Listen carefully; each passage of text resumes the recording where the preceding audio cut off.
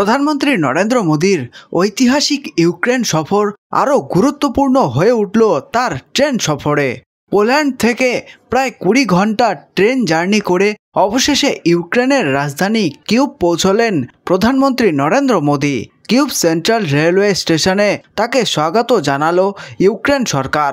কোনো সাধারণ ট্রেন নয়, ওয়ারাস থেকে বিশেষ ট্রেনে কিয়েভ পৌঁছলেন মোদী। এই ট্রেনে মার্কিন প্রেসিডেন্ট জো বাইডেন, ফরাসি president Emmanuel Macron, German chancellor Olaf Scholz চড়েছেন। ইউক্রেনীয় রেলওয়ে কোম্পানি ইউক্রো জালিজনিৎ সিআরসিও এই রেলের নাম দিয়েছেন রেল ফোর্স 1।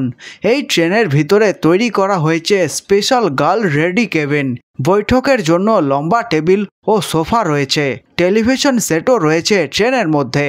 রয়েছে আরামদায়ক বিছানা।